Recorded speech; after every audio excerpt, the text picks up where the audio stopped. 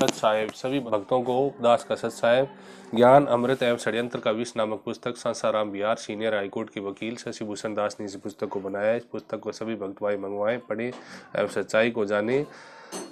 राष्ट्रीय समाज सेवा समिति के करतूतों का काला चिट्ठा है इस पुस्तक के अंदर। सत साहेब जय हो बंदी छोड़ की। शिवपाल के आवेदन पर न्यायालय का आदेश। शिवपाल जो मृतका सरिता का पति है के आवेदन पर न्यायालय ने दिनांक 11/2/2016 को आदेश पारित किया कि ये संत रामपाल जी का अनुयायी है और संत रामपाल जी के अनुयायियों को बचाने एवं पुलिस प्रशासन को अपनी पत्नी सरिता एवं मृतकों की हत्या के केस में फंसाने की मंशा से यह आवेदन दाखिल किया है कि जो बेबुनियाद है और इसके आवेदन विचार करने के योग्य नहीं है। इसीलिए न्यायालय ने इसके आवेदन को खारिज कर दिया। नोट: आरएसएस समिति मैनेजमेंट के षड्यंत्रकारियों की जब गुरुजी के विरुद्ध हर बिंदु पर पुलिस की जांच पूरी हो गई और संत रामपाल जी महाराज के साथ साथ आरएसएस मैनेजमेंट के आदमी के विरुद्ध पुलिस चालान पेश की तो भक्तों को बरगलाने तथा उनके साथ साथियों को बचाने के लिए आरएसएस मैनेजमेंट वालों ने शिवपाल तथा सभी मृतकों के घर वालों को अपने चालबाजी से डोरा डाला और वे सभी आरएसएस मैनेजमेंट के चालबाजी में आ गए और सत्य को त्याग कर उनके सिखावे एवं बहकावे में आकर गुरुजी के सिद्धांतों के विपरीत अर्थात सत्य के विपरीत कार्य कर गए और अपनी ही नाश कर गए। इनको सीबीआई जांच के लिए पुलिस द्वारा चालान पेश करने के लिए पूर्व ही आवाज उठाना चाहिए था, मगर इन्होंने पहले ही नहीं उठाया और गुरुजी को बचाने के नाम पर आरएसएस मैनेजमेंट के दगाबाजी चाल में आ गए। न्यायालय ने अपना फैसला दिनांक 11/10/2018 को डिस्कनेक्शन किया और की सूचक शिवपाल एवं अन्य निजी गवाह के न्यायालय में हॉस्टिबिल होने के पूर्व दी गई पुलिस के यहाँ बयान की गुरुजी के आदेश पर उनके अनुयायियों द्वारा एक कमरे में बंद कर देने एवं अत्याचार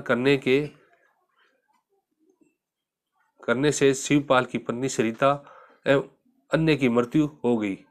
वही बाद में न्यायालय के समक्ष बयान देते हैं कि सरिता एवं अन्य की हत्या पुलिस प्रशासन ने की है, जबकि इस केस में सभी अभियुक्त अपने सस्वीकृति बयान में स्पष्ट बयान दिए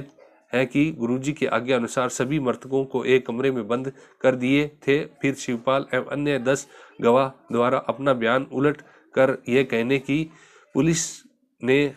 हत्या की है बिल्कुल झूठ एवं गलत तथा सत्य से परे प्रतीत होता है। चूंकि शिवपाल एवं अन्य गवाह ने इस बिंदु पर सहमत है कि मृतकों